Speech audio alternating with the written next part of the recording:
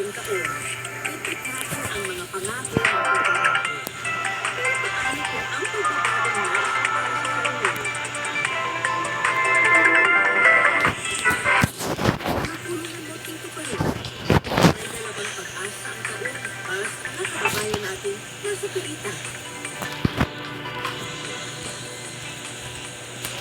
Yan ang sitwasyon ng kapuso natin, tawagin na lang natin sa pangalan Cheche.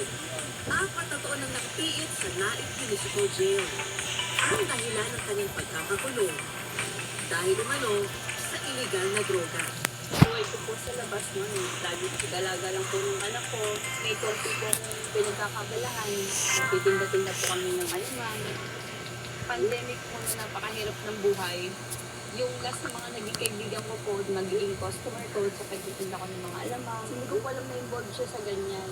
Tapos na-involved po ako sa kanila. Nadami po ako sa mga kaibigan ko. Napagkamalan din po ako na ako yung sa akin sila nakuha. Karakit na kanyang pagkakakulong ay ang sakit na katotohanan kailangan niyang mawalay sa pamilya na naging dahilan para ang kanyang 4 na anak magkahiwa-hiwalay at maiwan sa pangangalaga ng kanyang mga kaanak. Yung una po, napakahirap dahil lagi ko pinagkakita sa mga anak ko. Tapos, ang dami po nawala sa akin. Yung 2 anak ko na nasa Laguna. Lalo-lalo na yung po yung pabigat na kalooban ko eh.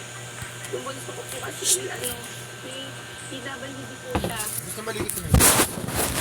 Gusto maligit yun. Ang hirap po na, yung isa itong anak ko. Nakaligo na. Ako lang yung nahanap noon. Nakisa ko na, so, gusto ko po sila.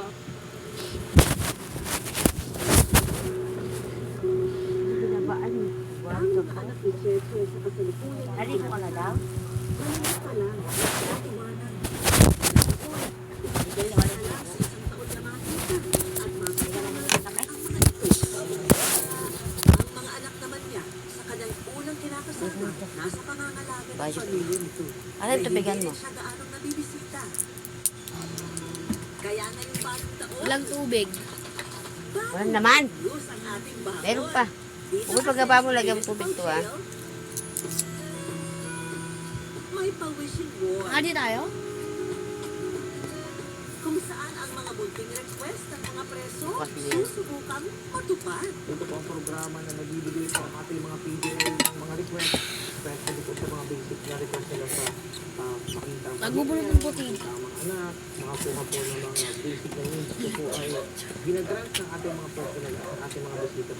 At para tuparin ang kahilingan ni Cheche na makita ang mga anak,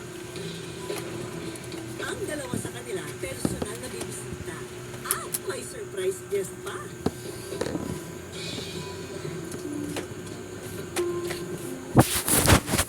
So, nakita ko naman